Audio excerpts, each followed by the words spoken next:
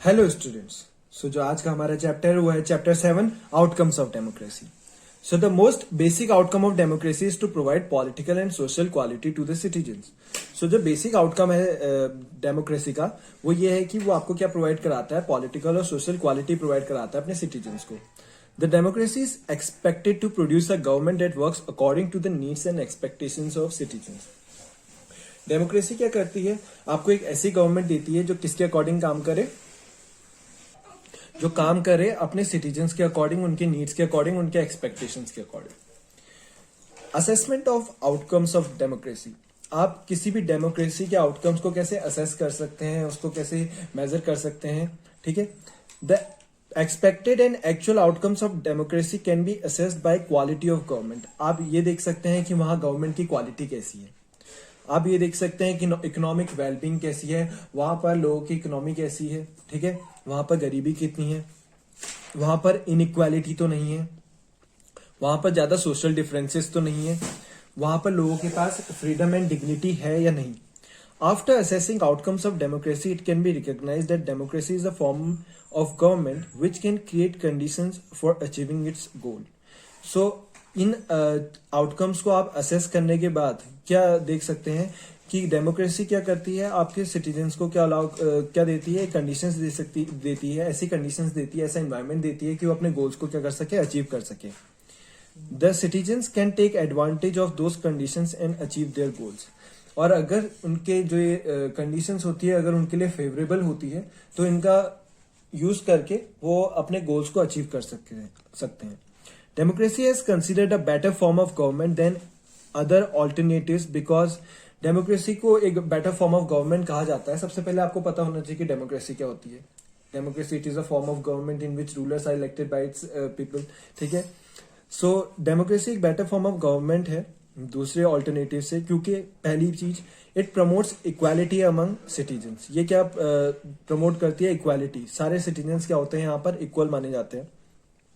Enhances the dignity of an individual. हर एक individual की अपनी डिग्निटी होती है यहाँ पर। Improves the quality of decision making, ठीक है, डिसीजन मेकिंग की क्वालिटी इंप्रूव होती है। Provides a method to resolve conflicts and allows room to correct mistakes, ठीक है। आप अपने यहाँ पर गलती सुधार सकते हो। गलती किस तरीके से सुधार सकते हो कि अगर आपने किसी गवर्नमेंट को चूज करा और अगर वो गवर्नमेंट अच्छे से काम नहीं कर रही है तो आफ्टर 5 years जब इलेक्शन दोबारा होंगे तो आप उस गवर्नमेंट को चेंज कर सकते हो, ठीक है। सो इस तरीके से आप क्या कर सकते हो, किसी भी डेमोक्रेसी के आउटकम्स को एसेस कर सकते हो। नेक्स्ट हमारा जो टॉपिक है वो है political outcomes. So the political outcomes of democracy are to produce accountable, responsive and legitimate government. So जो पॉलिटिकल आउटकम्स होते हैं डेमोक्रेसी के वो ये होते हैं कि वो आपको एक अकाउंटेबल गवर्नमेंट देती है, एक रिस्पॉन्सिव गवर्नमेंट देती है, ठीक है। अकाउंटेबल एंड रिस्पॉन्सिव गवर्नमेंट से मेरे कहने का मतलब है, in a democracy accountable and responsive government is the one that is answerable to its citizens, ठीक है। डेमोक्रेसी में गवर्नमेंट आपको आंसरेबल होती है, क्योंकि अगर आप ऐसी कंट्री देखेंगे जैसे नॉर्थ कोरिया का अगर एक एग्जांपल ले लें तो वहां पर क्या है, डिक्टेटरशिप है। तो डिक्टेटरशिप में क्या होगा, वहां पर वो लोग आंसरेबल नहीं होते हैं अपने सिटीजन्स को, लेकिन डेमोक्रेसी में ऐसा नहीं होता। They are answerable to its citizens. It is responsible for making all decision on behalf of its citizens according to their needs and expectations. So वो जितने भी डिसीजंस लेते हैं वो किसके अकॉर्डिंग लेते हैं, अपने सिटीजन्स के अकॉर्डिंग लेते हैं, उनके नीड्स के अकॉर्डिंग लेते हैं। Before taking any decision it is responsibility of the government to follow procedures. If the government has made wrong decision, then it has to accept that and rectify it immediately. ठीक है, अगर कोई भी government गलत decision ले लेती है तो उसके पास ये मौका होता है या उसको एक चांस दिया जाता है कि वो अपनी गलती को एक्सेप्ट करे और उसको रेक्टिफाई करे, यानी कि उसको करेक्ट करे तुरंत, immediately.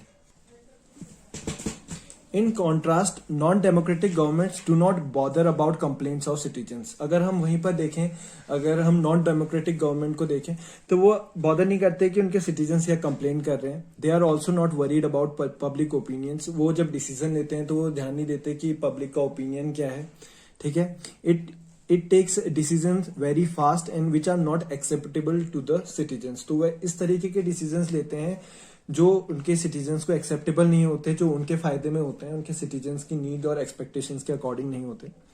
Therefore, the outcomes of democracy is to produce a government that follows procedure, and is accountable to the people. तो डेमोक्रेसी का जो आउटकम होता है वो ये होता है कि इस तरह की गवर्नमेंट होना जो प्रोसीजर को फॉलो करे और अपने लोगों को ले अकाउंटेबल हो, यानी कि उनको आंसरेबल हो. The democratic government develops mechanisms for citizens to hold the government accountable and mechanism for citizens to take part in decision making. So democratic government एक तरीके का मैकेनिज्म डेवलप करती है अपने सिटीजन्स के लिए, जो गवर्नमेंट क्या हो, अकाउंटेबल हो और जहां पर सिटीजन्स भी डिसीजन मेकिंग में पार्ट ले सकें. Second is transparency and decision making. Transparency का मतलब होता है ओपननेस, जहां पर आपका कम्युनिकेशन हो, जहां पर आपका अकाउंटेबिलिटी हो गवर्नमेंट में. It means that government should be operated in such a way that it is easy for citizens to see what actions are performed while decision making.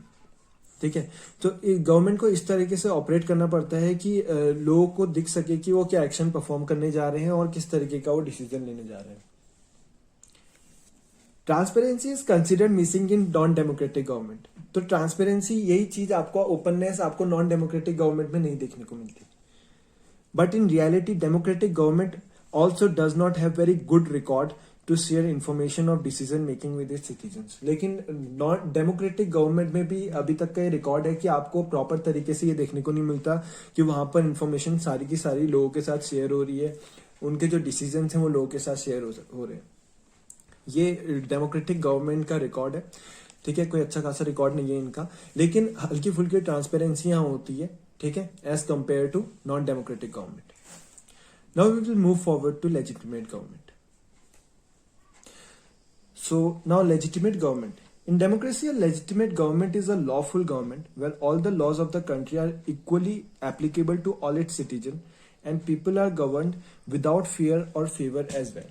So democracy में जो government होती है वो legitimate government होती है. legitimate government से मेरे कहने का मतलब है lawful गवर्नमेंट, जहां पर जो लॉ है वो सबके लिए इक्वली है. ठीक है, सारे सिटीजन्स के लिए जितने भी लोग उसके अंदर गवर्न होते हैं वो बिना फियर और फेवर के क्या कर सकते हैं, सेम लॉ के अंदर क्या होते हैं, गवर्न होते हैं. A legitimate government should not be attentive to the needs and demands of the people, and people should be governed without fear. A democratic government may be slow, less efficient, and not always responsive a team, but its people own government. That's why it is certainly better and more legitimate form of government. So democratic government चाहे slow मानी जाए, चाहे less efficient मानी जाए, ठीक है, हमेशा responsive नहीं मानी जाए, but its people own government, लेकिन ये उनके लोगों की खुद की गवर्नमेंट होती है. That's why it is certainly better and more legitimate form of government. इसलिए इसको क्या माना जाता है, एक बेटर गवर्नमेंट माना जाता है, एक लेजिटिमेट फॉर्म ऑफ गवर्नमेंट माना जाता है. सो इस वीडियो के लिए इतना ही. नेक्स्ट में हम इकोनॉमिक आउटकम्स देखेंगे. Thank you, have a good day, bye.